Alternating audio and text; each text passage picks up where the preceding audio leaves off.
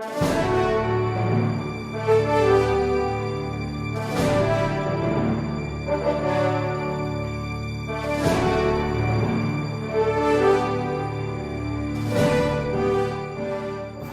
is a provision na nandun din sa batas.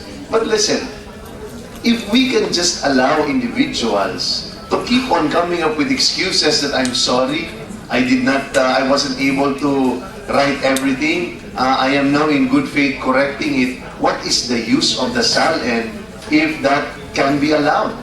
The SALN is a measure of transparency and created by law para masukat ng taong bayan kung ikay nagpapayaman, kung ikay nag-a-acquire ng properties beyond your salary, para ma-monitor at matingnan ka. Kaya nga pinapasumpaan dahil may sustansya at may halaga at ibig sabihin ng SALN. Kapag hindi ka nagsasabi ng totoo dyan na importante para masukat ng publiko kung nagpapayaman o hindi, you can be held liable for perjury.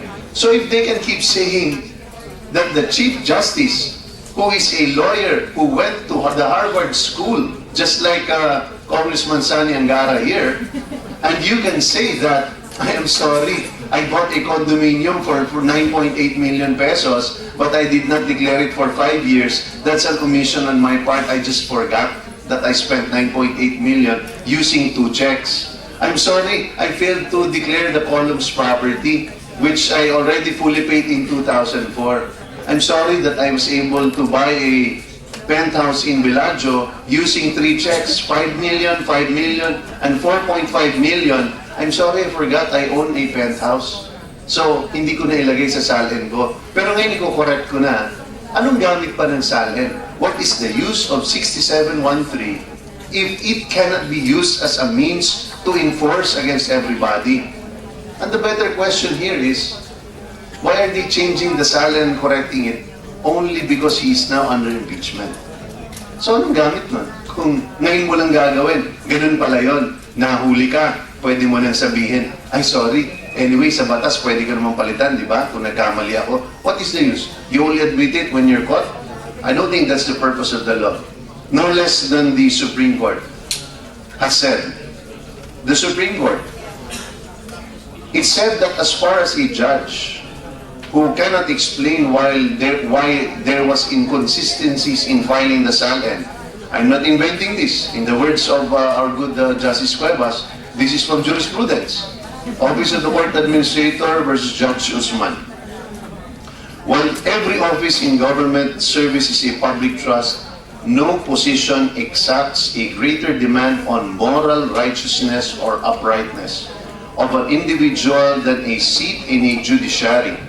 He is strictly mandated to abide by the law, including the filing of his SALN in an accurate and honest manner. Otherwise, the administration of justice and the full faith of our people in its administration will suffer. A judge is disciplined for not having complied with 6713. Words of the Supreme Court. We're only saying is what we apply to the what is being applied to the Supreme Court for its very own judges. Why can't we apply to the Chief Justice? Is there a lower standard for the Chief Justice than for judges? Mas mababa ba ang batayan kung usukatan sa Chief Justice kaysa sa mga ordinaryong maestrado? Parang di naman yata tama. Sir, Dennis Amito from Bongo Radio.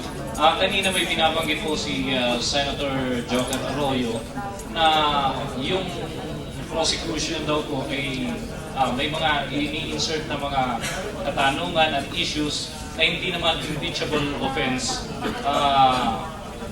Do you think, sir, hindi kumbinsido yung isa sa ating mga senator tungkol po dun sa minor race ng prosecution lalo kay Chief Justice Corona?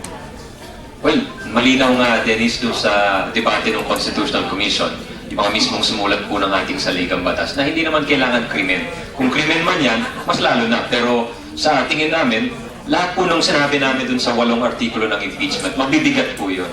Kung timbangin po natin, napakabigat po yung kawalan po ng tiwala ng taong bayan sapagkat ikay nakikipag-usap sa mga litigants o mga partido na may kaso, yung pabago-bago na desisyon, yung pagkakampi po sa dating presidente. Kung hindi po pinayagang umalis, baka nakalaya na po si GMA ngayong araw. Diba? Kung alam po natin yun. Yun pong itong hindi pagsasabi po ng totoo sa kanyang salin. Palagay namin magbibigay po lahat yan. And kaya nga sinama natin yung betrayal of public trust, yung culpable violation of the Constitution, sapagkat yun po ay nilabag ni Chief Justice Corona. Si Senator Anaso naman po ay may binabanggit na mas mabilis daw yung trial sa labas po ng court. Do you think, sir, sino po yung nagpapabagal? Sana nga mapabilis rin yung sa loob ng korte, di ba? Para di na tayo tumagal masyado rito. Pero yun nga ang sinasabi namin from day one hindi to judicial proceeding pero nagkakaroon tayo ng judicialization Yun ang sinawag ng isang professor, si Professor Gilbay. May sinulat siyang article sa isang dyaryo. We have a judicialization of the proceedings. Pag nagkaroon tayo ng judicialization o ginagawang tilang hukuman ito, talagang lahat ng tao lugi dito. Lugi ang prosecution, lugi po yung nasasakdal sapagkat nadi-distract po sa kanyang trabaho, lugi din po ang taong bayan sapagkat tatagal po ang kaso. At palagay ko lugi din ang mga senador sapagkat hindi nila magagawa yung kanilang trabaho dahil sa katagalan po ng paglilitis. So sa amin po, willing po kaming gawin lahat ng paraan para mapapabilis po ang paglilitis.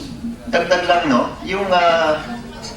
Yung simple lang po naman ang tanong ng mga mamamayan Totoo ba, Mr. Chief Justice, ikaw ba ang may pagmay-ari itong mga lupain ito?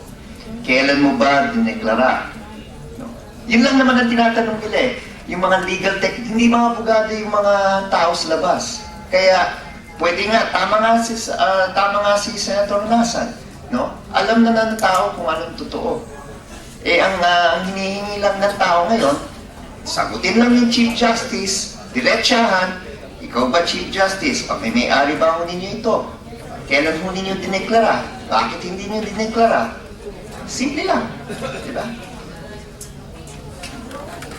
Tsaka wala masyado nag-object dito no? Ayan, walang objection Kaya nagtutuloy-tuloy tayo.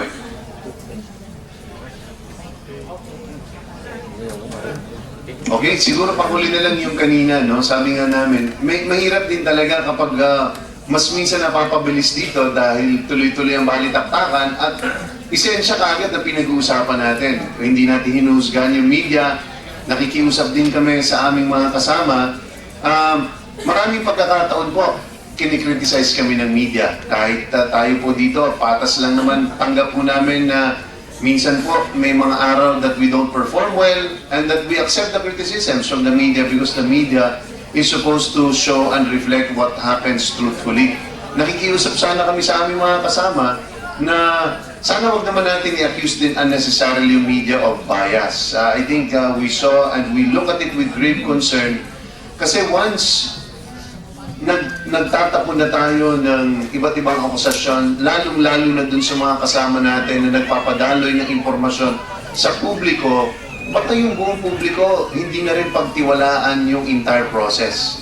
So I think it's important that for the process to remain full of integrity, it is important also that we defend the very institutions, the Senate, the senator judges, meaning hindi natin basta-basta tatapunan ng akusasyon yan. At higit sa lahat, para sa amin, it is also the media, it is important for us that we be able to protect also and promote its integrity and not cast suspicions on it because otherwise, kung ano mababasa ng publiko, baka pagdudahan din nila. So nakikiusap din kami sa defense kung meron silang akusasyon pagdating po sa supposedly biases ng ibang mga kasama, let them put it in writing instead of just coming up with general accusations because I think it is unfair to the hardworking individuals who stay here, are away from their families if only to be able to do their jobs. So we're also asking for fairness on their part. Anyway, maraming salamat po at magandang hapon sa inyo lahat. Thank you. Thank you. Isang opisyal.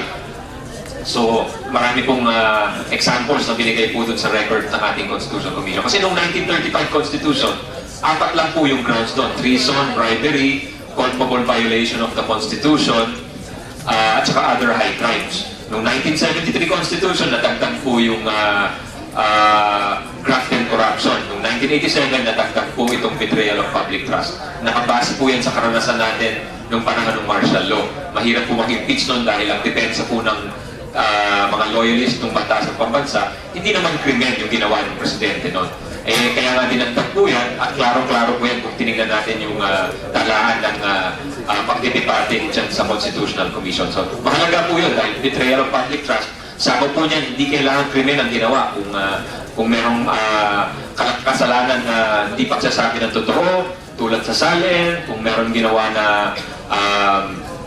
na hindi tapat sa tao, naggumawa ng isang desisyon na may pinaburan, palagay ko yan ay sakop ng betrayal of public trust. Dala sinasabi nila na may kababawan ng mga ebidensya at mga testigo na ipresenta, pero linawin po natin ang nangyari sa nakaraang 2 linggo.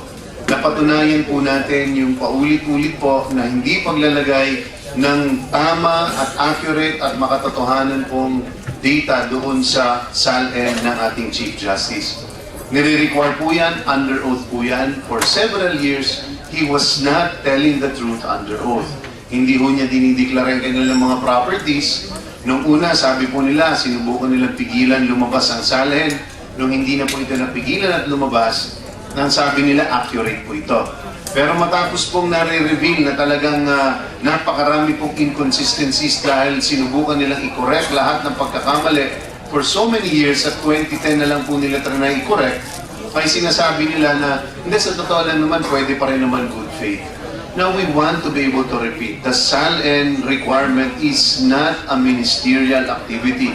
It is not an empty requirement in the law. No less than the Supreme Court, sa napakaraming desisyon nila, sinasabi nila ang importance ng SALN at kapag hindi mo ito ginagampanan at hindi mo ginagawa ng karapat-dapat, pag nagsisinungaling ka dito, ay ilang beses nang ginawa ng Supreme Court. Tinanggal sa posisyon, dinisqualify pagdating sa pagkakaroon ng further positions, may mga judges na dinisiplina na mismo po ang Supreme Court. This is the most important tool in terms of transparency and monitoring kung ang isang empleyado ay nagkakamkam ng tagong yaman.